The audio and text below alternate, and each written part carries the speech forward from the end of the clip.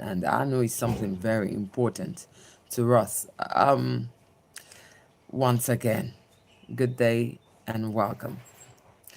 Today we'll bring you a story that is not only about gunfire on a beach, but it's about fear, about faith, identity, and the fragile line between coexistence and hatred in a world already stretched by conflict. I know it's a lot of news has been carrying it, and a lot of people have said things about it.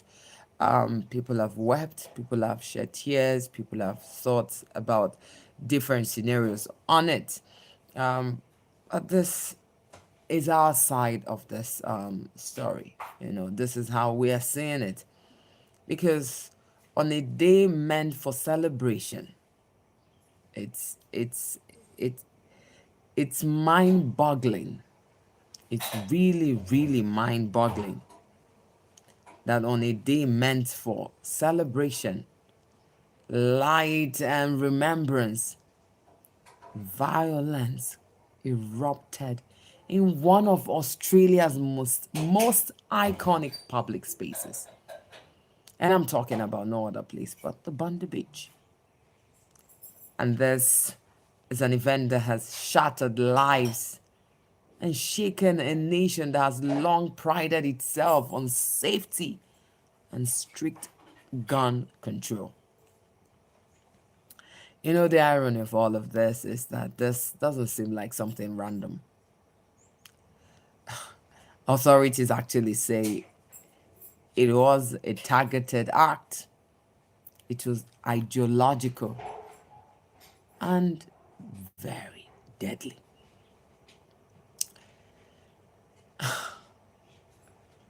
Trying to reflect on it, let's just try to reflect on it because one of the victims of this particular tragedy was a child of 10 years old child. A 10 years old child. A 10 years old girl. Alongside other 14 other people were killed, not just injured. 10. A young girl whose life was just about to begin. Whose life hasn't even begun. But there was something evolving, something erupting, something happening, something beautiful about to occur for such a life. And like that, their life was snuffed out. This does not go without us saying that indeed lives were torn apart, families were torn apart. In seconds, in seconds, families were torn apart, and a community gathering in peace became a scene of terror. One would largely would want to explain or ask one another, how did this turn out to be like this? How did something that was supposed to emanate out of joy, something that was supposed to give so much peace, you know, in a time where the world is going through a lot of phases, there's a lot of changes happening in the world. How do we get to this point where tragedy is what we're longing for?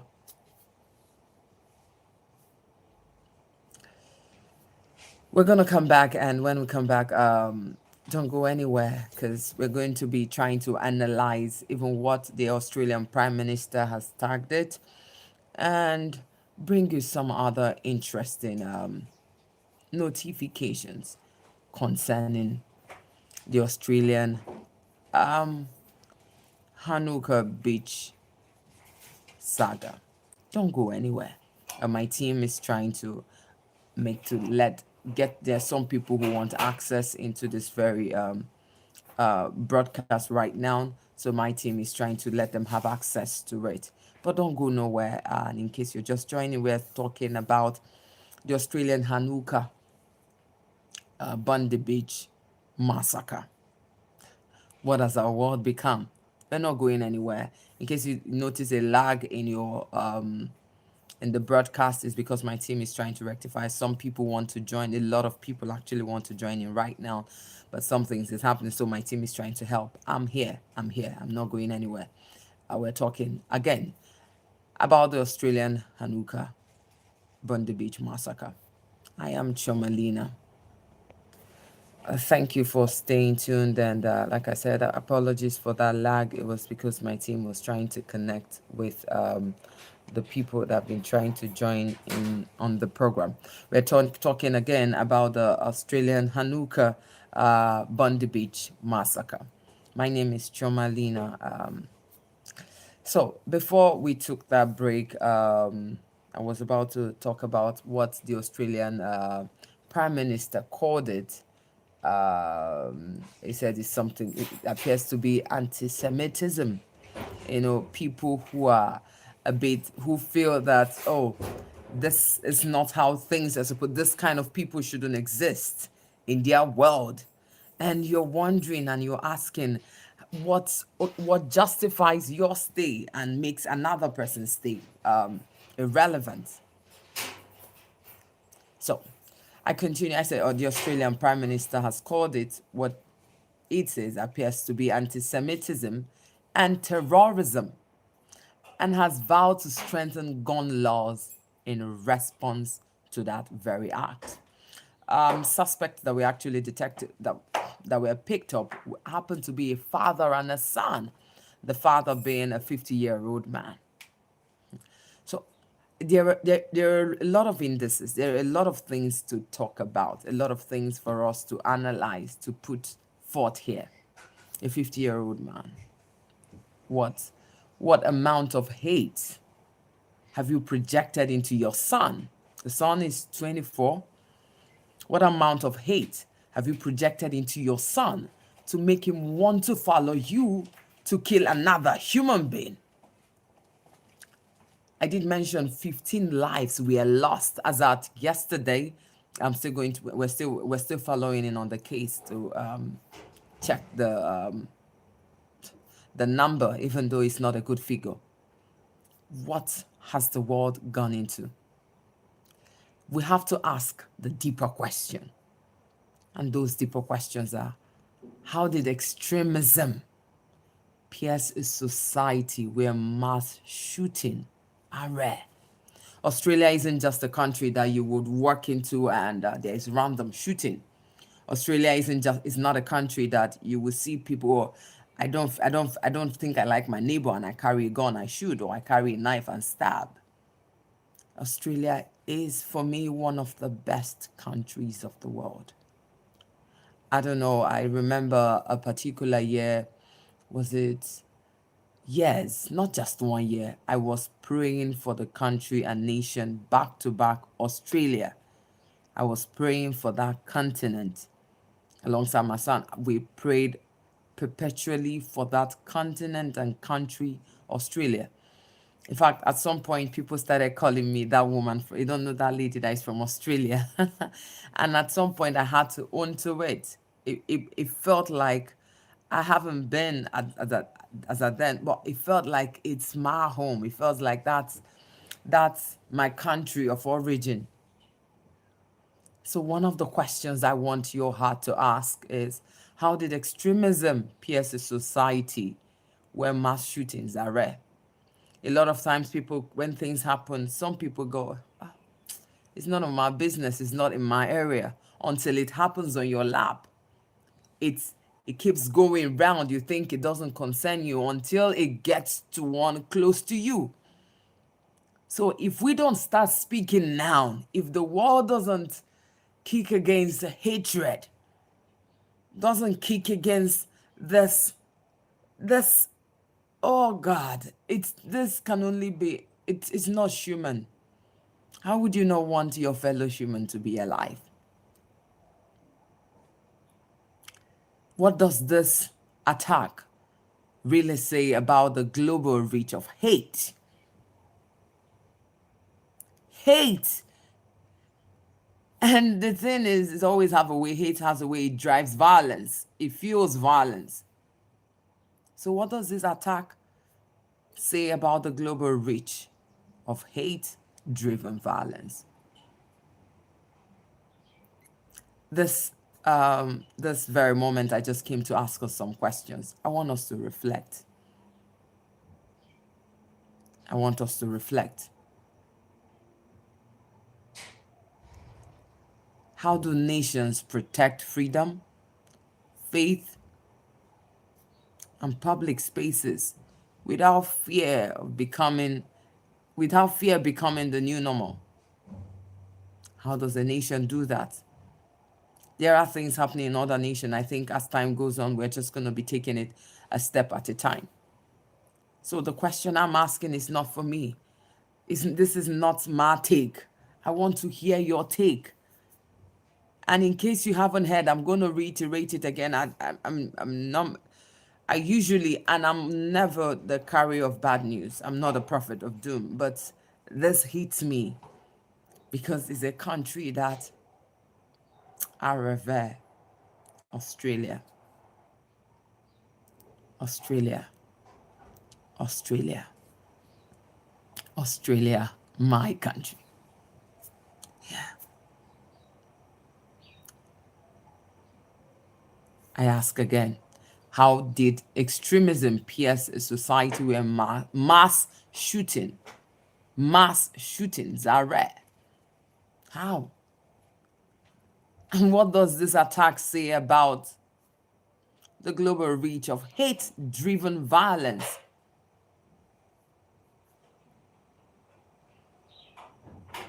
And how do nations protect freedom, faith? These are vital things. How do nations protect freedom, faith, and public spaces without fear, becoming the new normal? You can't imagine people trying to go back to Bondi Beach and feel free and not look over their shoulders like, where is the next shooting gonna come from? Or maybe people go to another amazing festival, attend another festival without fear being, who knows who is coming to attack us?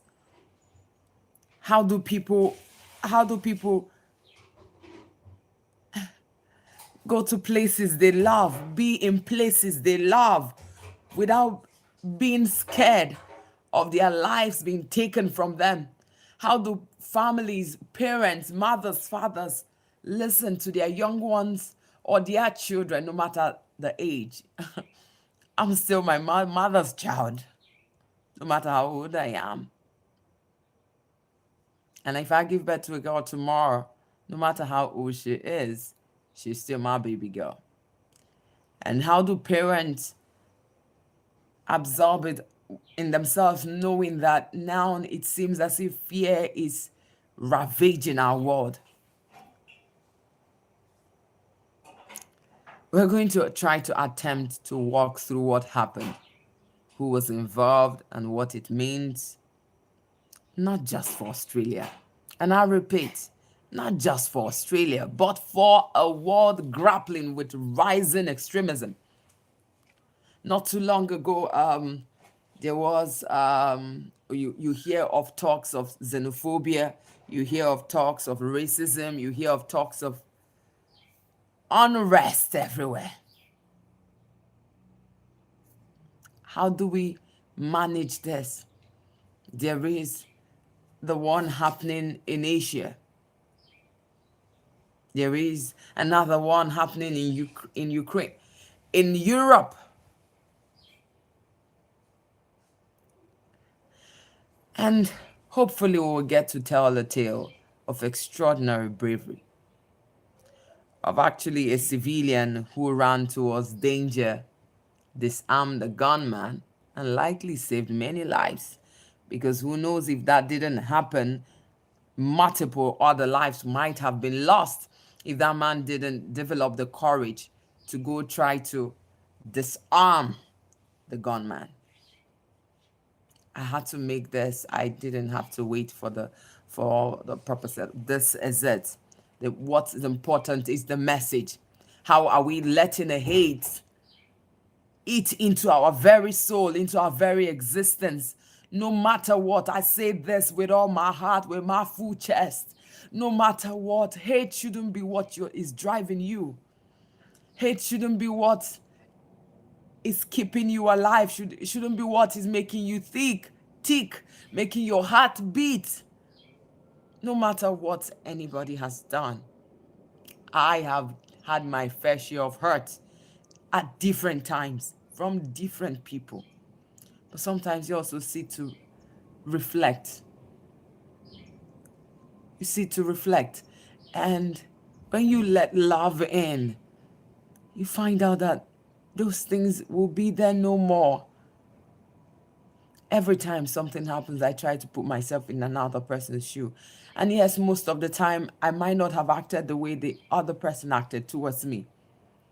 But it doesn't change the fact that this is what it is. I shouldn't let hate pierce through my heart. I shouldn't let hate pierce through my heart. And if you ask me, this is not just the breaking news. This is a moment of reckoning. This is a moment of reckoning.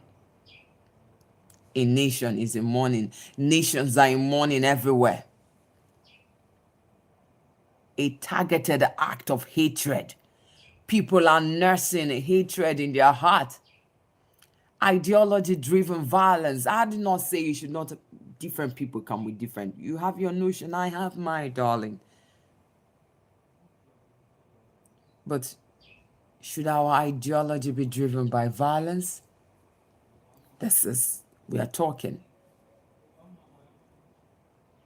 This is actually a chilling reminder. The human cost of extremism.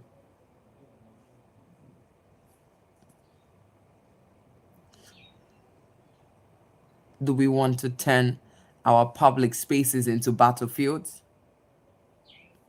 Is that what we want to do now? To turn our public spaces into battlefields? How do we have courage in the face of chaos? And in all, our no is a test of national resilience. A test of national resilience. Security versus civil liberties. You know, a lot of people hear me talk and preach love, and they're like, love is overrated. It's not. It's not. Because if that man, that 50-year-old man and his wife, and his son, rather, apologies, had love for the people when they got into that festive zone, the shooting wouldn't occur.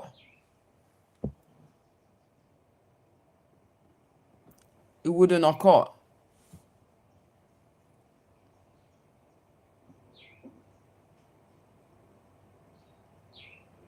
What are we driving towards? What's the aim for all the violence? What's the aim for all the violence?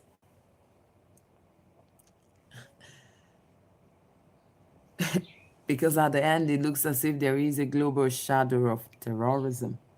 I don't always like to go there. I'm going to stop here.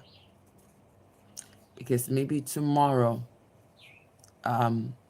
maybe, just maybe, tomorrow, or later today, we might talk about what happened, reel us through what happened, the timelines, and if possible, bring us the visuals. Give you names of the attackers, at least one of the attacker, and talk about heroism in human series. Maybe sometime we'll get to analyze gun laws, extremism, community safety. But I'll leave us with this question, and I really want us to ponder over it. Not too many questions. Not too many questions. And I repeat, not too many questions. 1. How did extremism pierce a society where mass shooting is rare? I take that again. How did extremism pierce a society where mass shootings are rare? That's my first question. Second, how does, not how now, what does this attack say about the global reach of hate-driven violence?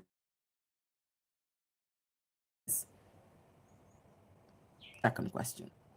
What does this attack say about the global reach of hate-driven violence?